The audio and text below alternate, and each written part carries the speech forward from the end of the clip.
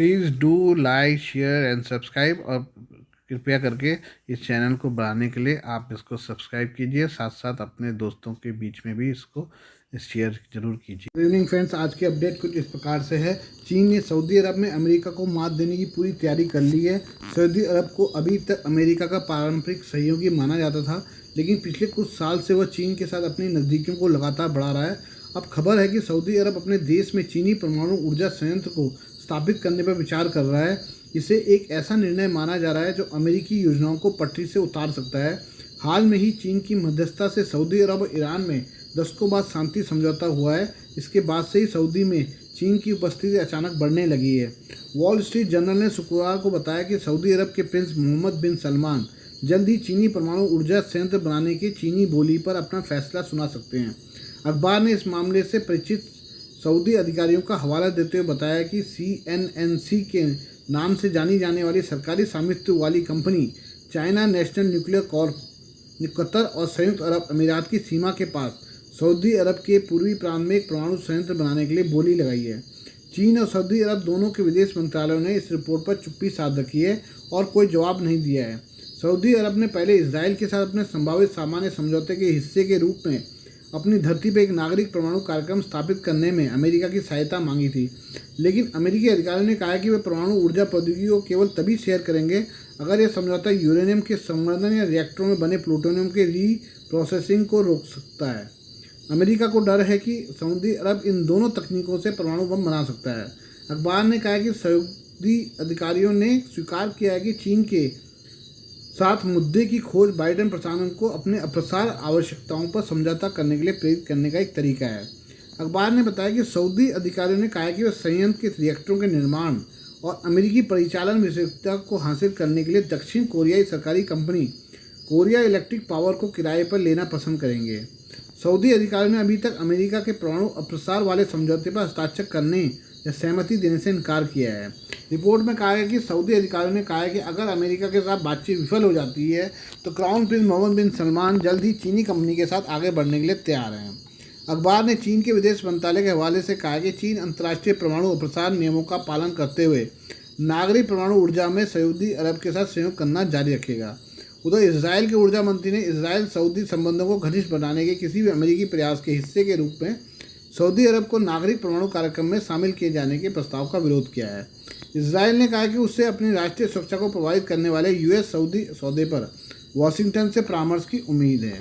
आइए हम उस पाकिस्तानी डॉक्टर की बात करें जो लोगों की जान लेने पर तुला है। अमेरिका में H-1B वीज़ा पर काम कर रहे एक पाकिस्तानी डॉक्टर को आतंकवादी संगठन ISIS को सहायता मुहैया कराने और अमेरिका में आतंकवादी हमले करने का प्रयास करने के लिए 18 साल जेल की सज़ा सुनाई गई है। न्याय विभाग के बयान में बताया गया कि ISIS को सहायता प्रदान करने के प्रयास के लिए मोहम्मद मसूद 31 को शुक्रवार को 18 साल की जेल की सज़ा सुनाई गई। साथ ही उसे रिहाई के बाद 5 साल तक निगरानी में भी रहना होगा।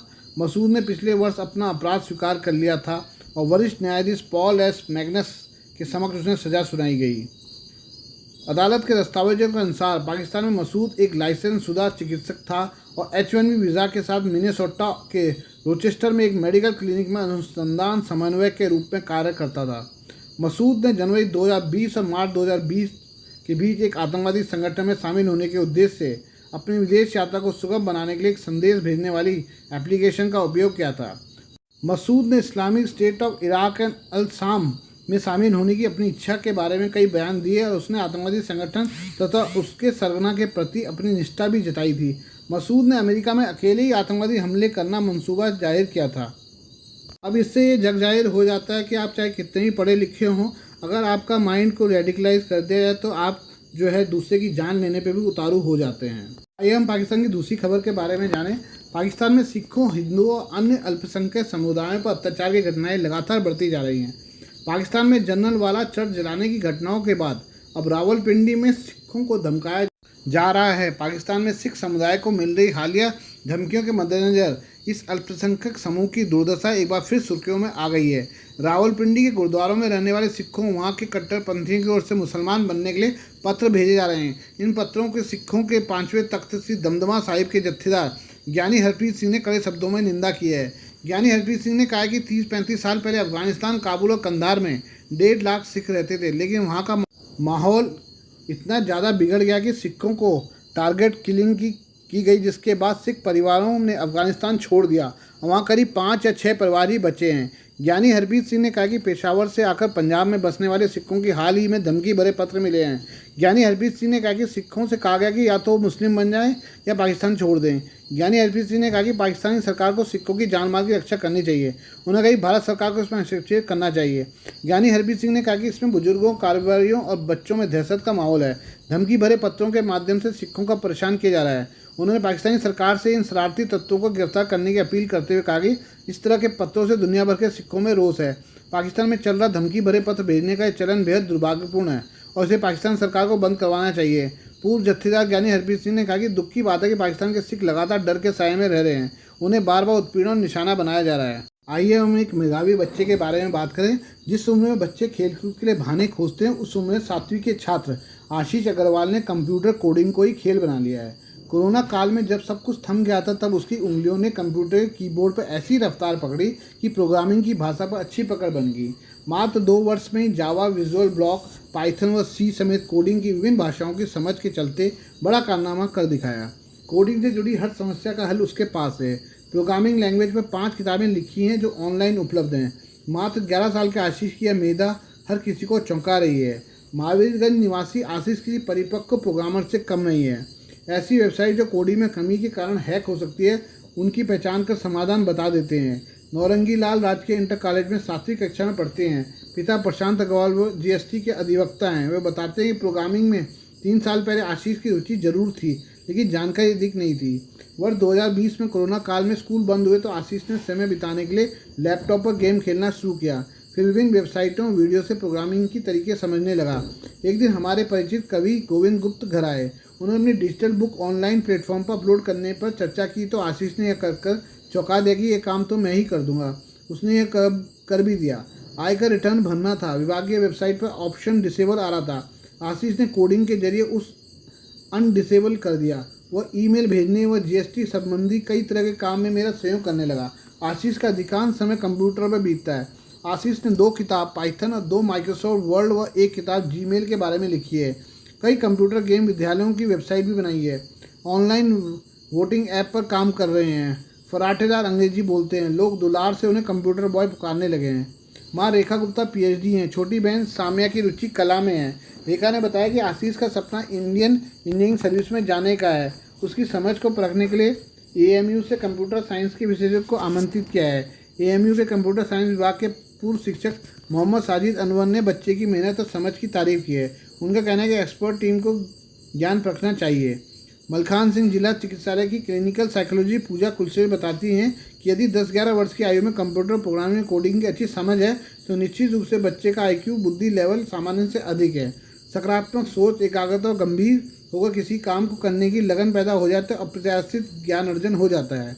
Technology and cyber security expert doctor Rakshit Tandon ने रविवार को आशीष से करीब 20 मिनट बात की। उनकी वेबसाइट और किताबें देखी, समझ परखी और coding, website making, game and app making और टेक्नोलॉजी जुड़े के सवाल किए, जिनके जवाब उन्होंने आशीष का हौसला बढ़ाया। उनका कहना है कि ऑनलाइन टूल व ढेर सामग्री मौजूद है। सही जानकारी उपयोग बड़ी चुनौती होती है। आशीष ने सब कर दिखाया है। आशीष में चीज़ों को तेज़ी से पकड़ने की क्षमता है। इतनी कम आयु में बिना किसी मार्गदर्शन के जो भी सीखा वह उत्साहजनक है।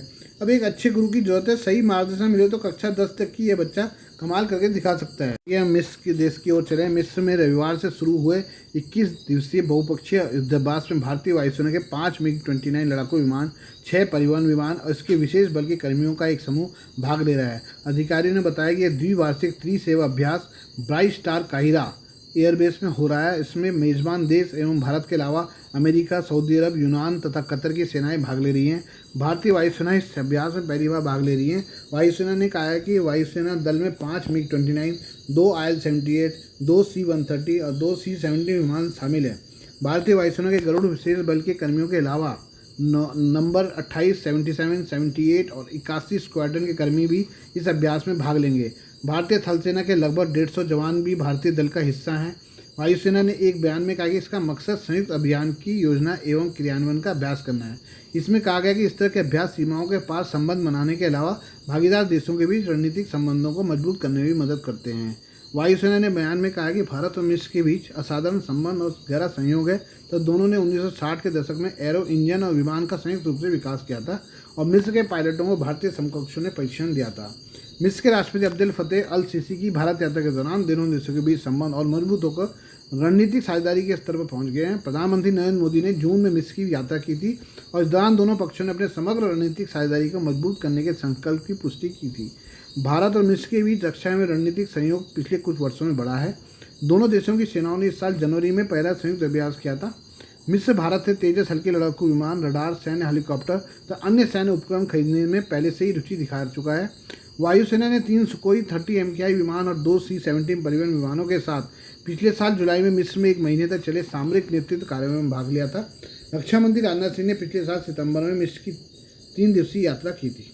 आज के लिए बस इतना ही। बाकी मिलते हैं कल आपसे नई खबरों के साथ। धन्यवाद।